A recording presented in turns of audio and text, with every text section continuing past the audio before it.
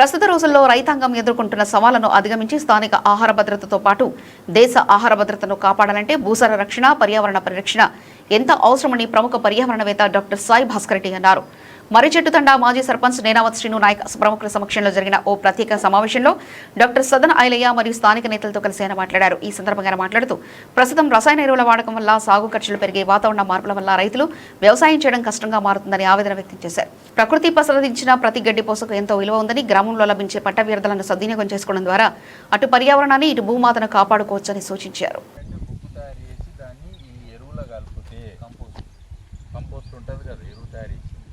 ఆ ఎరువులు కలిపితే మీకు డబల్ వస్తుంది, మీకు నీళ్ళు గీళ్ళు కూడా తగ్గుతాయి. ఇది నేను ఉత్తగా అంటలేను, ఎస్పెషల్లీ ఇట్లా మనకు తక్కువ వర్షపాతం ఉన్న జాగాలనే ఎక్కువ రిజల్ట్ వస్తుంది. రాష్ట్రానికి కూడా చెప్పడం దానికి ఇంప్లిమెంట్ చేస్తాను. తర్వాత గోబర్ధన్ అనే ఒక ప్రోగ్రామ్ ఉంది, అంటే మీ ఎరువులు మీ ఊళ్ళో చేసుకోండి అని చెప్పి కూడా ఒక ప్రోగ్రామ్. సో ఇవి ఎన్నో ఏళ్ళ నుంచి ఉన్నాయి, కానీ ఎవరు కూడా ఇంకా దాంట్లోకి రాలేదు. ఎందుకంటే ఇది దొరుకుతుంది కాబట్టి అది అలవాటు అంటే ఆ ప్రోగ్రాంలోకి రాలేదు, దాని మీద అంత ఫోకస్ చేయలేదు. అట్లా అని చెప్పి ఇప్పుడు అనుకోని పరిస్థితులలో ఇప్పుడు సడన్గా మరి 2-3 నెలలు లేదు, మరి ఒక క్రైసిస్ అంటాం వ్యవసాయంలో ముఖ్యమైన ఒక ఘట్టం అనుకోండి. ఎందుకనంటే ఎరువు లేకపోతే చేయనే లేదు, ఎందుకంటే మట్టిలో బలం ముందటి నుంచి లేదు, ఉన్న బలం ఎప్పుడో పోయింది.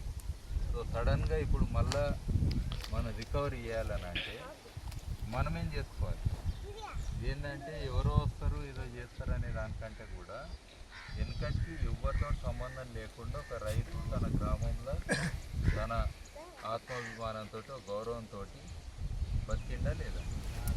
కానీ ఇప్పుడు ఏమైంది, అడుకోవడం మొదలు పెట్టినాక అన్నీ పోయింది. సో ఇప్పుడు అనేది ఏంటంటే ఒకటి మన గ్రామంలో ఒకరొకరిని పెంట కుప్పలు చేయడం అంటే కాదు, ఉన్నమాట నేను చెప్తున్నాను. ఎందుకంటే నీకే పశువులు లేవు, నాకు పశువులు లేవు, ఈవెన్ మన లేడీస్ కూడా ఉన్నది ఊడ్చి తీసుకొచ్చి ఒక పెంట కుప్పల గంప ఉంటాయి కదా, పెంట గంప అని ఉండేది, ఉంటుండేనా లేదా, అది నెత్తి మీద వేసుకొచ్చి అట్లా వేసేవాళ్ళు లేరు. ఇక్కడ ఇష్యూ ఏం లేదు మనకు, ఇప్పుడు యూరియా అనేది తగ్గిపోతుంది అని డైరెక్ట్ గవర్నమెంట్ కూడా చెప్పింది. ప్రోగ్రామ్స్ ఉన్నాయి మనకు ఆల్రెడీ. అది ఏంటంటే అంతర్జాతీయంగా అన్ని దేశాలకు ఉన్న ప్రాబ్లం మన దేశానికి కూడా ఉంది.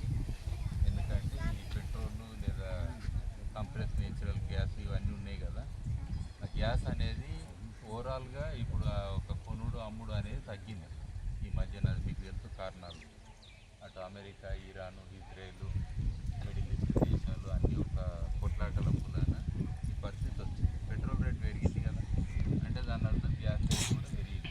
మీకు తెలుసు కమర్షియల్ సిలిండర్లు ఉంటాయి కదా, డొమెస్టిక్ పెంచకపోయినా కానీ 6,000 కోడి బ్లాక్లో నడుస్తుంది ఆల్రెడీ. కొన్ని హోటల్లో అయితే కట్టెల పొయ్యికి వచ్చింది హోటల్లో. ఇదంతా కూడా మనం ప్రాక్టికల్గా కనబడుతుంది.